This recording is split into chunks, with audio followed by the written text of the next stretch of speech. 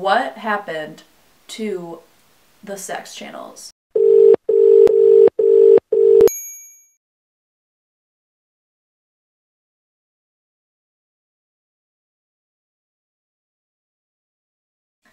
Hello, I've been meaning to make this video for a long time. I'm glad that I'm making it.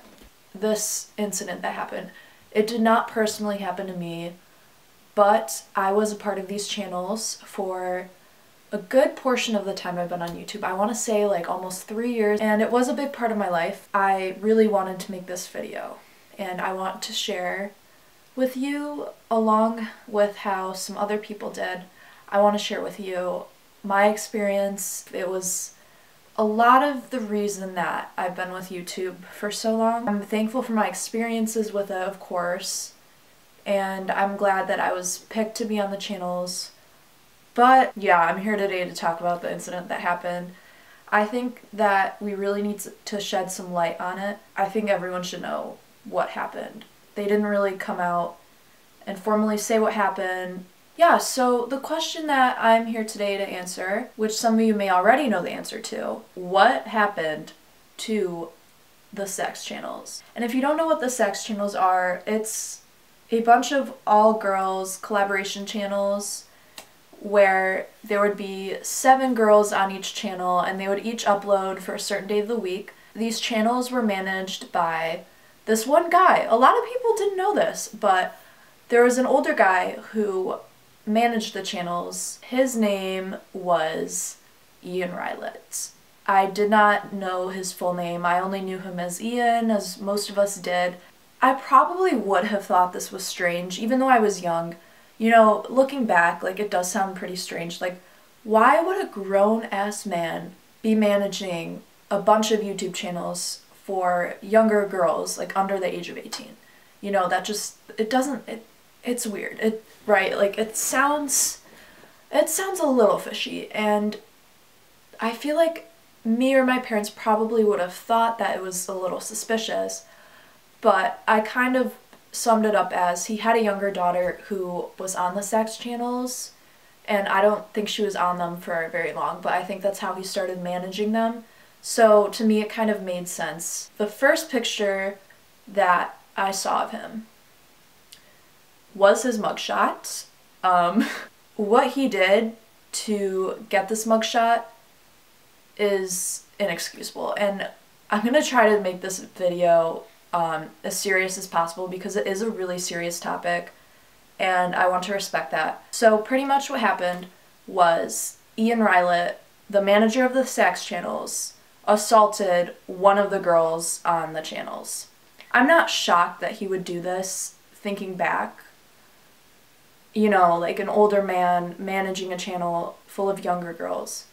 But at the same time, I can't help but be surprised because I had interactions with this man, I emailed him, and just this awful thing happens to one of the girls.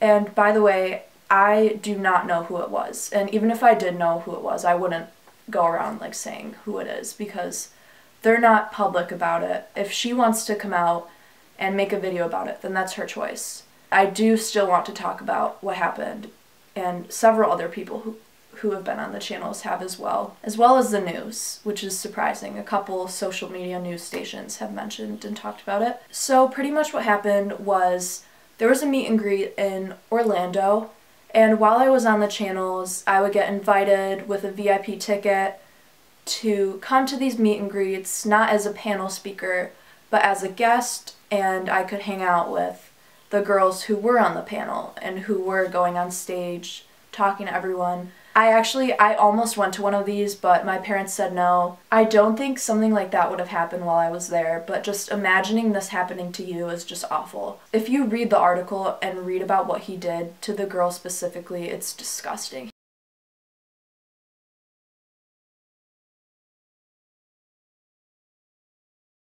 I really don't want to talk about it in my video, but again, the links are in the description if you want to read the details that have been published. Thankfully, this girl, she told adults about what happened, and Ian was busted, thankfully.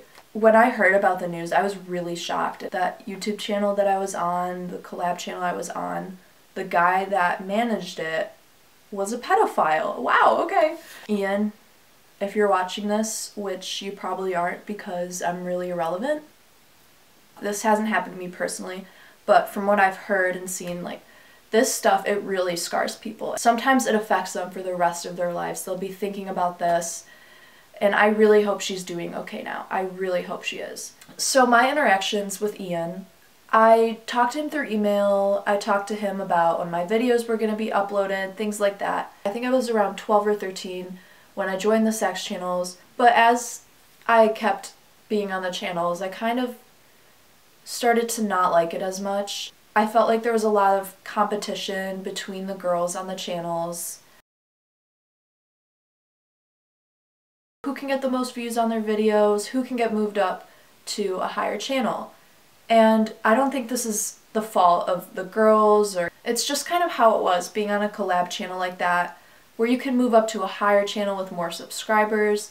The one with the highest subscribers was Sevensupergirls, which a lot of you probably know of. It was a very competitive atmosphere. I felt like I couldn't really be myself. We kind of had to wear younger, colorful clothes. He said that this was because of the sponsors. One of the girls who was on the channels, she said that Ian would ask her to wear smaller size swimsuits, and he would ask for pictures of her in her swimsuit to make sure they fit well. You just have to look younger to appeal to a younger audience. And there were a lot of young girls watching our videos, so I can understand that.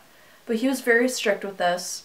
I didn't like dressing for these videos. I had maybe one or two outfits that I would wear. It was my freshman year that I ended up leaving the channels. I quit because I didn't enjoy it anymore. Something that really bothered me is I would get a lot of really creepy comments.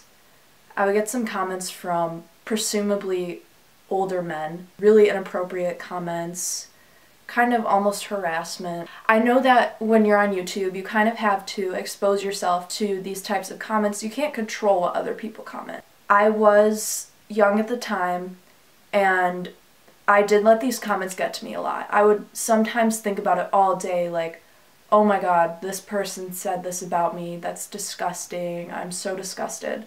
So Ian was arrested, of course. Thank God he was arrested.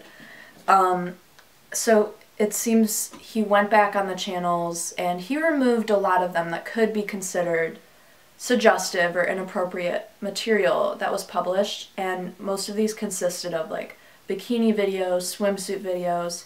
We made a lot of mermaid videos, which was very fun, and this all seemed innocent and fun, because it is, until someone decides to make it not innocent. And another thing that I found that was a little bit strange was that he always had to be in any group chats that he knew of that the sex girls were in. He was the manager, but this 55-year-old dude is just in a Skype group chat with a bunch of girls. Since he was the manager, he would take some of our profit for himself. He sent out this email once where he said he would take about 2% of our profits. I actually didn't really care that much about the money at the time. I was younger. I just kind of enjoyed being on the channel and, being a YouTuber, being able to make a video every week. But looking back, compared to some of the views on a few of my videos, and to the paycheck that I was, oh, just dropped my phone, and to the paycheck that I was receiving, something was not right.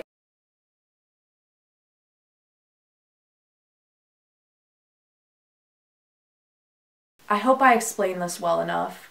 That's all I have to say for now. If you have any questions, please leave them in the comments. I will try my best to answer them. Oh, something that we used to say in the Sax channels: have a terrific Tuesday. Have a fantastic Friday. Is it wrong that I'm doing that? Thanks for watching. I hope I explained it well. I gotta go. Bye!